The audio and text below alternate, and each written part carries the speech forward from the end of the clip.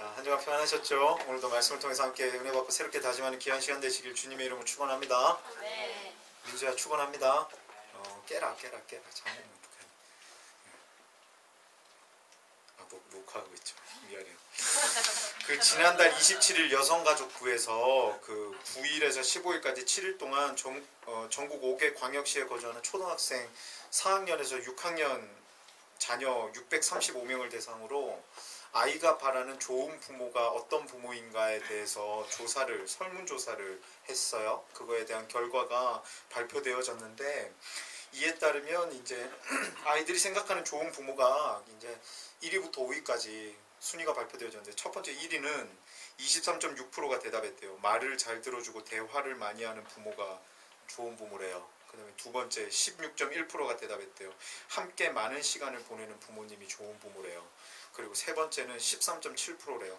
남과 비교하지 않고 자녀를 있는 그대로 받아들이는 부모가 좋은 부모라고 응답했답니다. 그리고 네 번째는 10.4%래요. 아이의 입장에서 이해하고 존중하는 부모가 좋은 부모다라고 이야기를 했고, 마지막으로 6.5%는 하고 싶은 일을 마음껏 할 수 있도록 경제적 지원을 아끼지 않는 부모가 좋은 부모다라고 이렇게 초등학교 4, 5, 6학년 아이들이 대답을 했답니다.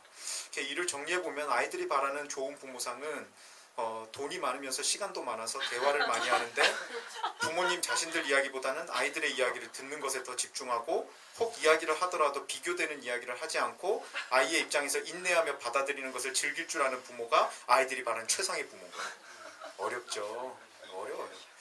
이 조사 결과를 보면서요, 좋은 부모가 되고자 하는 저도 부모된 입장에서 저 스스로에게 좋은 부모는 어떤 부모일까 한번 질문해 봤어요. 제가 생각하는 좋은 부모는 어떤 부모일까? 근데 마침 제가 평소부터 가지고 있던 좋은 부모의 마음, 이런 부모가 돼야지라고 했던 것이 이 순위 안에 있더라고요. 그게 뭐였냐면 3위 뭐예요? 다른 아이들과 비교하지 않는 그 부모가 되어줘야겠다라는 그 생각이 들어가 있더라고요. 왜냐하면 부모가 되어보니까요, 아이들을 향해서 이상하게 비교하는 저를 발견하게 되어져요. 걔는 예배 시간에 얌전한데 너는 왜 그러고 사니? 막 그러면서, 걔는 밥을 이쁘게 먹는데 너는 왜 손으로 반찬을 집어먹니? 그러면서 그런 비교하는 것이 저에게 스스로 발견되어지는 거예요. 그리고 그 비교하며 아이들에게는 큰 변화를 일으키지 않고 오히려 스트레스 받게 하는 행위라는 것을 깨닫게 되었기 때문이었어요. 그렇게 이야기를 한다고 해서 걔들이 변화되어지지 않더라고요. 오히려 어림에도 불구하고 누구는 그런데 너는 왜 그러니? 라는 이야기를 들었을 때 그 아이가 못 들은 척 하더라고요. 모른 척 해요. 그냥 딴 일해요. 그걸 앉아갖고 듣지 않더라는 거예요. 표정도 안 좋고 그렇더라는 거죠. 그런데 저희 비교하는 모습을 보던 좀 재미있는 것을 발견했는데, 아이를 앞에 앉아놓고 그 아이는 그런데 너는 왜 그러니? 라고 비교하는 것뿐만 아니라 저의 어릴 적과 제 딸을 비교할 때가 있더라고요. 그런 거 있잖아요. 아빠가 어릴 때는 안 그랬어. 아빠는 그랬어. 아빠는 어떠했어? 그러면서 그 말도 잘 못 알아듣는 애 앉혀놓고는 막 설명하고 있는 저를 발견하게 되어진 거죠. 그 어찌되었건 비교 아닙니까? 비교하는 건데. 그런데 내가 왜 이럴까라는 생각을 해보면 아마도 저 안에 있는 추억 때문인 것 같아요. 그러니까 예전에 내가 가지고 있던 좋은 추억이 있을 거 아닙니까? 그 추억을 가지고 아이한테 이제 대입시켜 나가는 거죠. 내가 좋아했던 것, 내가 잘했던 것, 내가 칭찬받았던 것, 그 좋은 생각들을 가지고 그걸 아이들한테 대입시키는 거예요. 그러면서 이렇게 해야 돼. 아빠는 안 그랬는데 너는 왜 지금 이 모양이니? 라면서 이야기하고 있다라는 거죠. 상황이 바뀌고 사회가 바뀌고 환경이 바뀌었잖아요. 제가 클 때랑 저의 자녀들이 클 때랑은 이게 또 완전히 다르잖아요. 그럼에도 불구하고 저만 좋았고 제가 좋아했던 저의 어릴 적 추억에 빠져서는 아이들에게 저를 비교 대상으로 내세워서 저의 모습이 정답이냐 비교해주면서 스트레스 주고 있는 모습 발견하게 되어졌었어요.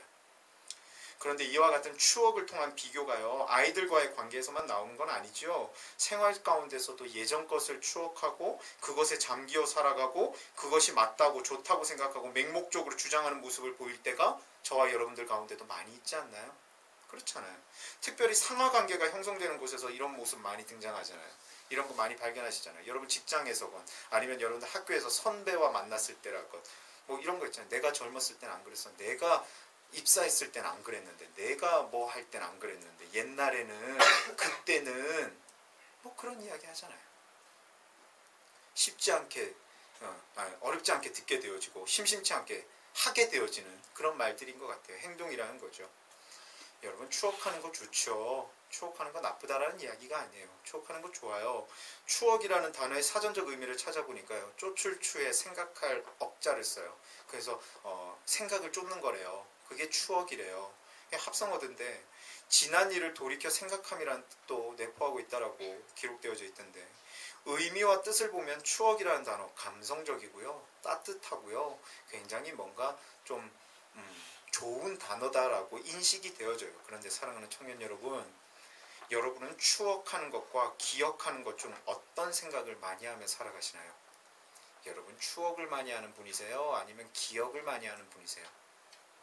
오늘 본문은요. 시편 77편이잖아요. 시편 77편인데 시편이라는 성경은 저자가 처한 상황을 시로써 읊조린 것들이 많이 나오죠. 그게 시편의 그런 주된 특징이에요. 쓴 사람의 그런 상황이 잘 여실히 드러나는 게 시편이거든요. 오늘 우리가 함께 읽은 본문이 포함된 시편 77편을 보면 먼저 1절과 2절을 통해서 저자의 상황이 그렇게 좋은 상황만은 아니다라는 것을 우리는 발견할 수 있게 되어져요. 1절, 2절 말씀 한 번 더 눈으로 보세요. 내가 내 음성으로 하나님께 부르짖으리니 내 음성으로 하나님께 부르짖으면 내게 귀를 기울이시리로다. 나의 환난 날에 내가 주를 찾았으며 밤에는 내 손을 들고 거두지 아니하였나니 내 영혼이 위로 받기를 거절하였도다. 부르짖음이 저자에게 있다라고 설명하죠. 하나님이 자신의 부르짖음을 들어주길 원하는 간절함이 표현되어지고 있어요. 그리고 환난 날에 주를 찾았다라고 저자는 설명하고 있어요. 이를 통해서 알 수 있듯이 오늘 본문이 포함된 시편 77편의 저자는 환난 가운데 있는 것 같아요. 뭔가 어려운 가운데 있어요. 고통 가운데 있어요. 뭔가 근심걱정거리가 많은 상황이다라는 거죠. 괴로운 저자의 심경, 뭔가 아픔이 있는 정말 견디기 힘든 그런 저자의 심경이다라고 우리는 미루어 짐작해 볼 수 있어요. 그런데 오늘 본문을 끝까지 보았을 때 이 시편 77편의 저자의 심경이 본문 1절과 2절에 등장하는 그런 괴로움과 환난을 통하여서 고통스러워하는 그 심경이 끝까지 이어지지 않는 것 같아요. 그러한 심경은 1절, 2절에만 등장해요. 갈수록 뭔가 고통스러움이 아니라 뭔가 회복이 이루어지는 거죠. 괴로움 가운데 발버둥침이 있고요. 대부분의 사람들이 환난 가운데 낙심하여 절망하는 데 반해서 오늘 본문의 저자는 괴로움 가운데 주저앉아 있지 않아요. 앞으로 나아가려는 모습, 회복하려는 모습, 뭔가 결단하려는 모습, 뭔가 자신이 변해져야 되겠다라는 모습, 그런 것들이 이어지는 내용에서 느껴져요. 발견하게 되어져요. 이와 같은 절망 가운데 주저앉아 있음이 아닌 발버둥침과 이를 통한 회복의 시작이 될 수 있었던 이유가 무엇일까? 저자가 그럴 수 있었던 이유가 무엇일까?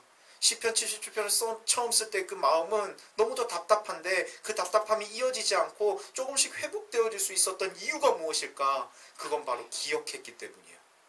기억했기 때문이에요. 우리 청년들과 오늘 함께 읽은 본문 가운데 11절을 한 번 더 읽었으면 좋겠어요. 본문 11절 우리 한 목소리로 함께 읽겠습니다. 시작. 곧 여호와의 일들을 기억하며 주께서 예전에 행하신 기이한 일을 기억하리이다. 아멘. 본문 11절에 보면 곧 여호와의 일들을 뭐 한다고요? 기억하며 라고 말씀하고 있어요. 아까 기억하는 걸 잘하는 사람이냐 추억하는 걸 많이 하는 사람이냐라고 제가 여쭤봤었어요. 여러분 기억과 추억의 차이가 무엇인가 제가 좀 책을 찾아봤더니 어떤 책에서 이렇게 설명하고 있어요. 기억은 언제든 그 순간이 다시 올 것이라는 가능성을 믿는 것이고 추억은 가능성을 믿지 않는 것이다 라고 이야기하더라고요. 그냥 추억은 그때 그걸로 끝나는 거예요. 그냥 생각만 하는 거예요. 그래서 추억이라는 말에는 단 한 번뿐이라는 의미와 마지막이라는 뜻이 동시에 포함되어져 있는 게 추억이래요. 처음과 그걸로 끝이다라는 거예요. 더 이상의 동기부여가 되어지지도 않고 더 이상의 무슨 발전적인 그런 계기가 되어지지도 않는 것이 추억이다라는 거예요. 오늘 본문에서도 시편 저자는 어려운 가운데 하나님을 추억하고 있지 않아요. 추억하지 않고 뭐 한다고요? 하나님을 기억하고 있어요. 기억해요. 추억은 단지 예전에 좋았던 것을 생각하는 것으로 끝나지만 기억한다는 것은 또 다른 상황의 시작을 의미하는데요. 본문의 저자도 어떻다고 이야기한다고요? 기억해요. 그런데 그가 기억했을 때 어떤 것들이 떠오르죠? 본문 우리가 읽었던 11절에서 20절을 보니까 하나님의 신실하심이 기억되어지기 시작해요. 야곱과 요셉의 자손들, 이스라엘 백성들을 고통 가운데서 구원하셨던 일들이 기억나기 시작하는 거예요. 그리고 양떼처럼 주님의 백성을 이끄셨던 것이 오늘 본문의 저자에게 생각나기 시작하는 거예요.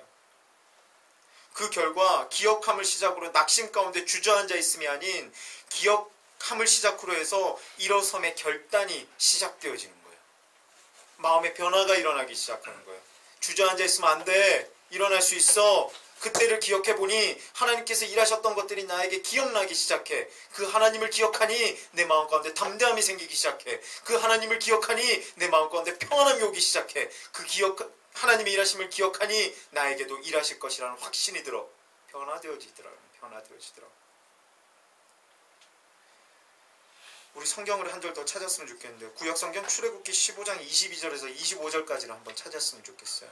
구약성경 출애굽기 15장 22절에서 25절까지예요.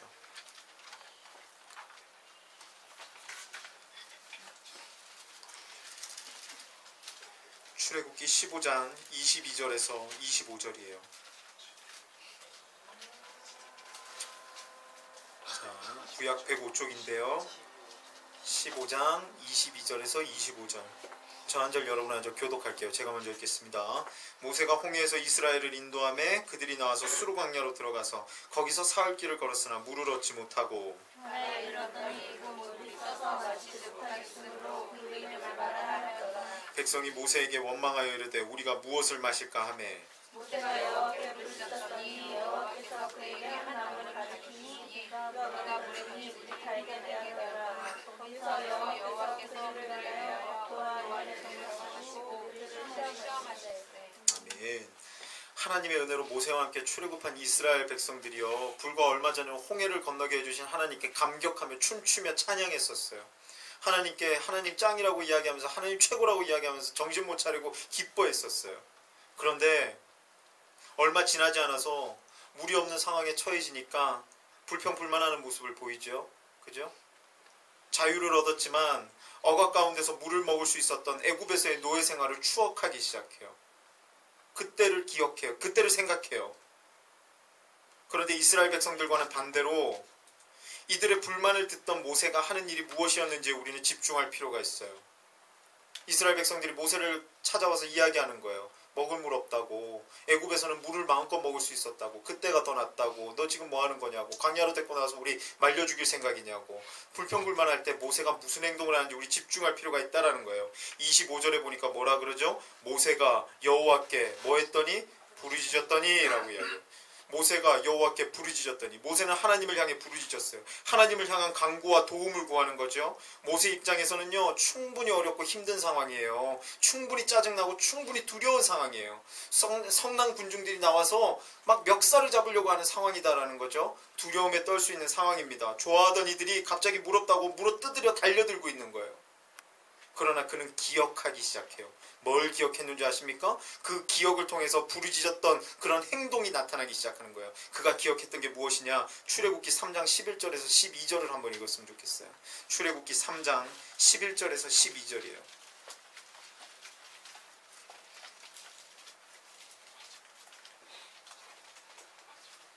출애굽기 3장 11절에서 12절입니다. 한 목소리로 두 절 함께 읽을게요. 시작. 모세가 하나님께 아뢰되 내가 노인에게 바로에게 가며 이스라엘 자손을 애굽에서 인도하여 내릴까. 하나님이 이르시되 내가 반드시 너와 함께 있으리라. 내가 그 백성을 애굽에서 인도하여 낸 후에 너희가 이 산에서 하나님을 섬기리니 이것이 내가 너를 보낸 증거니라. 아멘. 처음 하나님의 부르심을 받아서 도구로 쓰임 받아졌을 때 그 부르심을 받을 때를 모세는 기억하기 시작한 거예요. 그 어려운 상황 가운데 그는 기억하기 시작해요. 누구와의 약속? 하나님과의 약속. 누구를 통한 약속? 하나님께서 나에게 하신 약속을 기억해내기 시작하는 거예요. 뭐라고 약속하셨습니까? 반드시 내가 너와 함께 할 거야. 쫄지 마라. 애굽에서 벗어났을 때만 너와 함께 하는 것이 아니라 너가 이스라엘 백성들을 이끌고 이 산에 오기까지 이 이후에도 내가 너와 함께 할 거야. 내가 너를 도구로서 놓지 않을 거야. 그 사실을 기억해내기 시작하는 거죠. 그 결과 그는 상황에 주눅들지 않아요. 사람들이 물어뜯으려고 달려들 때 눈 하나 깜짝하지 않아요. 야 시끄러워 조용히 있어봐. 나 기도 좀 할게. 하나님 물 없다고 설치는데 이거 어떻게 하면 좋을까요? 담대하게 기도하는 거야. 저는 이 상황을 생각할 때 모세가 여호와께 부르짖어라고 했을 때 이 부르짖음이 뭔가 찌질한 부르짖음이 아니었을 거라고 확신해요. 뭔가 두려움에 떨려서 하나님 어떻게 하면 좋을까요? 하나님 얘들이 또 저 죽이려고 그래요. 하나님 어떻게 하면 좋죠? 뭔가 겁에 질려서 부르짖었다라고 생각하지 않아요. 옆에 있는 모든 사람들이 들을 수 있을 정도로 담대하게 부르짖었을 것 같아요. 나를 이끄시겠다고 약속하신 하나님이시여, 나에게 분명히 약속하신 하나님이시여, 그 약속을 기억하는 내가 주님 앞에 기도합니다. 하나님, 이 상황 역사하여 주시옵소서. 이렇게 부르짖었을 것 같아요. 다 들으라고. 다 들으라고. 하나님과의 좋았던 시간을 추억함으로 끝내는 것이 아닌 하나님과의 좋았던 시간을 기억함으로 자신의 삶에 모세는 적용시키는 거예요. 그러니까 두려움이 없어요. 떨림이 없어요. 주눅들지 않아요. 상황 가운데 지지 않아요. 상황 가운데 승리하며 나아가더라라는 거예요. 성경에서 기억이라는 단어를 제가 검색해 봤어요. 총 몇 번의 기억이라는 단어가 등장하는가. 총 226번의 기억이라는 단어가 사용되어지고 있어요.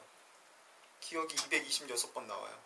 기억이라는 단어가 등장하는 구절들을 살펴보니까요, 거의 다 살펴봤거든요. 한번 쭉 봤는데 성경은 기억하는 것을 중요하게 이야기함을 발견할 수 있었어요. 기억하는 거 그렇게 가볍게 여기지 않아요. 기억하는 거 굉장히 중요하다는 의미로 설명되어지고 있어요. 그 가운데서도 하나님을 기억하는 것이 중요함을 이야기하고 있음을 발견하게 되어졌어요. 시편 78편 42절에 보니까 이와 같은 말씀이 나와요. 그들이 그의 권능의 손을 기억하지 아니하며 대적에게서 그들을 구원하신 날도 기억하지 아니하였도다. 하나님을 기억하지 않는 이스라엘 백성의 죄와 심판에 대해 말씀하고 있는 부분이었어요. 이들이 왜 심판받는지 아니? 이들이 왜 어려움 겪는지 아니? 너희들이 하나님을 기억하지 않기 때문이야 라고 이스라엘 백성들한테 뭐라고 하는 부분이었어요. 또 한 부분 볼까요? 누가복음 24장 8절에 보니까 이와 같은 말씀이 있어요. 그들이 예수의 말씀을 기억하고, 이게 어느 부분이냐면 예수님께서 십자가에 달려 죽으셨어요. 죽으신 다음에 무덤에 들어가셨잖아요. 무덤에 들어가셨을 때 여인들이 다음날 새벽에 예수님 이제 좀 시신이라도 좀 추스리기 위해서 이제 가는 거예요. 향유 들고 이제 가는 거예요. 부패하는 거 막기 위해서 갔어요. 갔는데 그들에게는 슬픔이 있었어요. 가는 발걸음이 가벼웠겠습니까? 예수님 돌아가셔서 약 발라드려야지 그러면서 갔겠어요? 무거운 마음을 가지고 터벅터벅 걸어갔어요. 그런데 무덤에 도착해 보니까 예수님의 시신이 없었어요. 시신이 없는 거예요. 시신이 없어요. 그것을 보고 그들은 기억해요. 그들은 예수님의 말씀, 누가복음 24장 7절에 있는 말씀이 뭐냐면 이르시기를 인자가 죄인의 손에 넘겨져 십자가에 못 박히고 제3일에 다시 살아나야 하리라 하셨느니라 한데, 십자가에 달려 죽고 나 다시 살아날 거야 라고 하셨던 말씀이 그 여인들의 머릿속에 기억나기 시작하는 거예요. 기억되기 시작하는 거예요. 예수님께서 십자가에 달려 죽으시기 전에 하신 부활에 대한 말씀들이 여인들에게 기억났을 때 그들은 무덤에 안주하면서 그곳에서 앉아서 슬퍼 울고 있는 것이 아니라 박차고 나와서 제자들을 향해 기쁜 마음으로 달려가는 거예요. 예수님 살아나셨다. 예수님 부활하셨다. 하나님의 뜻이 기억되었을 때 낙심이 감사로 바뀌어진 거예요. 하나님의 일하심이, 하나님의 뜻이 기억되었을 때 주저앉음에서 일어섬으로 환경이 바뀌어진, 상태가 바뀌어져 버리는 거예요. 슬픔이 기쁨으로 회복됨을 보여주는 것이죠.